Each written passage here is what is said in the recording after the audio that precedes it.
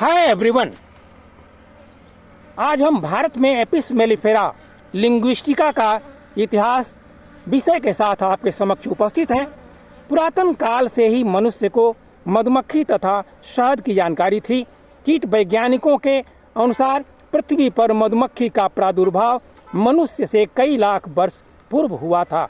प्राचीन काल में मनुष्य को इन छोटे कीटों द्वारा उत्पन्न किए मीठे तथा स्वादिष्ट पदार्थ शहद के बारे में जानकारी थी। वह मधुमक्खी छत्तों को काटकर अपने खाने के लिए शहद प्राप्त करता था, लेकिन उस समय मधुमक्खी पालन की कला उसे मालूम न थी।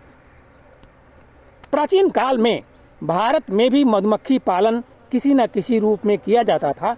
पूर्व लिखे गए वेद तथा उपनिषदों में भी जिसका जिक्र मिलता है। स्पेन की कंदराओं में पाई गई चित्रकारी इस बात की साक्षी है कि मनुष्य पेड़ तथा चट्टानों की कंदराओं में से शहद इकट्ठा करता था। ये चित्रकारी 7000 ईसा पूर्व के हैं। संभवतः मधुमक्खी पालन की कला को सर्वप्रथम मिस्र के लोगों ने अपनाया था। वे लोग मधुमक्खी को मिट्टी के बर्तनों में रखते थे और उन्हें नील नदी में नाव द्वारा एक स्थान से दूसरे स्थान पर ले जाते थे, जहां उन्हें उपयुक्त फूल मिल सके। प्रवासी माइग्रेटरी मधुमक्खी पालन का यह प्रथम प्रयास था। मधुमक्खी पेटिका मिट्टी तथा पुआल से बनी हुई टोकरी सी होती थी, जो मधुमक्खी को वर्षा तथा जलवायु के प्रतिकूल प्रभाव से बचाती थी। प्राकृतिक भोजन के अभाव में कृत्रिम रूप से मधुमक्खियों को खाना देने के तरीकों का प्रयोग करने का श्रेय रोम के प्राचीन निवासियों को है। मिस्र में शहद निकालने के समय मधुमक्खी को हटाने के लिए धुआं प्रयोग किया जाता था। 16वीं सदी तक मधुमक्खियां कैसे मकरंद जमा करती हैं, उसको शहद में कैसे बदलती हैं, शरीर से मोम पैदा करके कैसे छत्ते बनाती हैं तथा मधुमक्खी मंडल की सामाजिक कार्य व्यवस्था किस प्रकार की है आदि के बारे में कोई जानकारी नहीं थी। मधुमक्खी का परागणकारी महत्व भी पता नहीं था। वर्ष 1851 में मधुमक्खी पालन के इतिहास में एक महत्वपूर्ण घटना घटी। L.L. लैंगस्ट्रॉथ ने पता लगाया कि मधुमक्खी अपने छत्तों के बीच हमेशा 0.781 सेंटीमीटर या 8 मिलीमीटर की दूरी रखती है और यह अंतर अस्थायी होता है, ज़्यादा या कम नहीं। इस खोज के आधार पर ही उसने मधुमक्खी बॉक्स पालन हेतु पेटिका का आविष्कार किया। इसमें कई फ्रेम 8 मिलीमीटर की दूरी पर लगाए गए थे। ये आसानी से निकाले या लगाए जा सकते थे। यह संभवतः मुक्त फ्रेम वाली पहली पेटिका थी।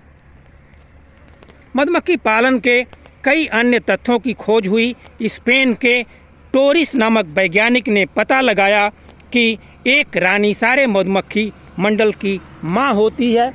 इसका मुख्य कार्य अंडे देना है। इंग्लैंड के चार्ल्स बटलर ने पता लगाया कि ड्रोन ही एक मधुमक्खी है, नर है। अमेरिका तथा यूरोप में किए गए अनुसंधानों से पता चला कि कमेरियां मादाएं हैं, परंतु इनके अंडाशय अविकसित रहते हैं। रिचर्ड रेमुनेंट 1689। मधुमक्खियां अच्छी परागण करता है। Arthur Dobbs 1750। मधुमक्खियां छत्ते बनाने के लिए अपने शरीर से मोम निकालती हैं। हॉर्न बोस्टेल 1944। वर्ष 1859 में जे मेहरिन नामक जर्मन वैज्ञानिक ने छत्ता आधार परत को फ्रेम में लगाने की ऐसी विधि मालूम की जिससे शहद निकालने की मशीन में छत्ते न टूटें।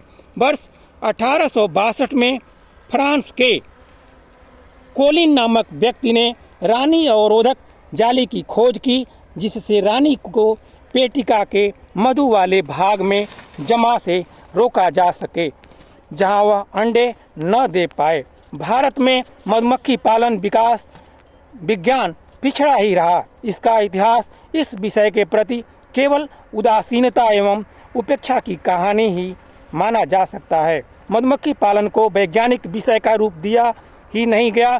कृषि वैज्ञानिकों व कीट वैज्ञानिकों द्वारा तथा सरकारी संस्थाओं में मधुमक्खियों पर उच्च स्तरीय कार्य नहीं हो सके। यही कारण है कि हमें मधुमक्खी के विषय में बहुत ही कम ज्ञान है।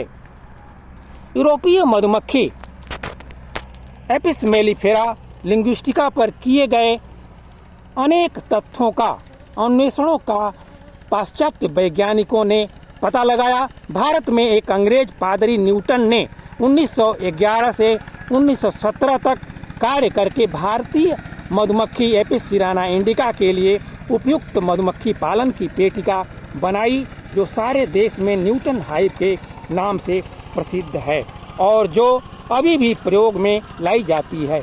वर्ष 1928 के कृषि रॉयल कमीशन ने अपनी रिपोर्ट में जोरदार सिफारिश की थी कि मधुमक्खी पालन का विकास भारत के ग्रामीण क्षेत्र में महत्वपूर्ण उद्योग के रूप में होना चाहिए। इस सिफारिश के फलस्वरूप कुछ प्रांतों में मधुमक्खी पालन विषय या विज्ञान विभाग के रूप में छोटे पैमाने पर स्थापित किया गया, पर ये मधुमक्खी पालन को सफल बनाने में कोई योगदान न दे पाए। वर्ष 1947 में खादी ग्रामोद्योग कमीशन ने मधुमक्खी पालन को देश के विभिन्न भागों में लोकप्रिय बनाने का कार्य अपने हाथ में ले लिया। वर्ष 1955 में द्वितीय पंचवर्षीय योजना के अंतर्गत भारतीय मधुमक्खी पर शोध कार्य करने हेतु एक छोटी सी योजना भारतीय कृषि अनुसंधान संस्थान में बनाई गई। खादी ग्रामोद्योग कमीशन द्वारा वर्ष 1962 में भारतीय मधुमक्खी पर अन्वेषण करने हेतु पुणे महाराष्ट्र में केंद्रीय मधुमक्खी अनुसंधान संस्थान की स्थापना की गई। मधुमक्खी पालन की छोटी योजनाएं अधिक विकसित न हो सकें। भारतीय मधुमक्खी पालक को, जिनकी संख्या बहुत कम है, शहद का उत्पादन बढ़ाने के लिए वैज्ञानिक आधार आज भी अधिक उपलब्ध नहीं है।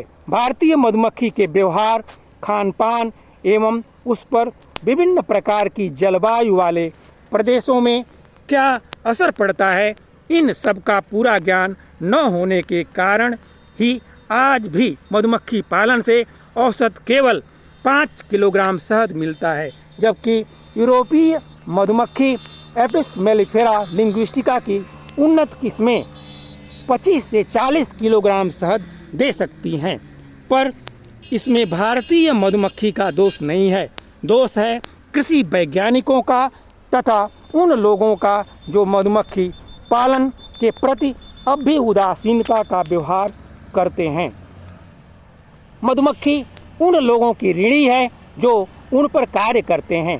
कुछ लोगों की धारणा है कि यूरोपीय मधुमक्खी को भारत में लाना चाहिए ताकि अधिक शहद मिल सके। इस धारणा को कुछ स्थानों पंजाब में कार्यान्वित भी किया गया है। अभी आज के समय में और भी कुछ प्रांतों में भी क्रियान्वित किया जा चुका है और सफलता भी मिली है।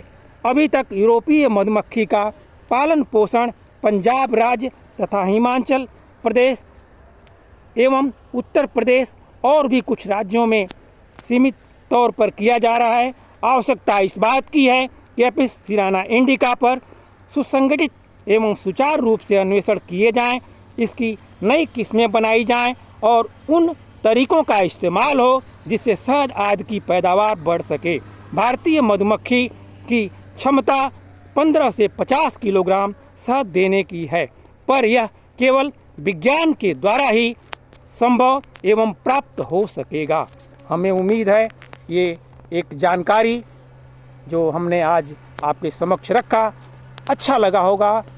बहुत बहुत धन्यवाद।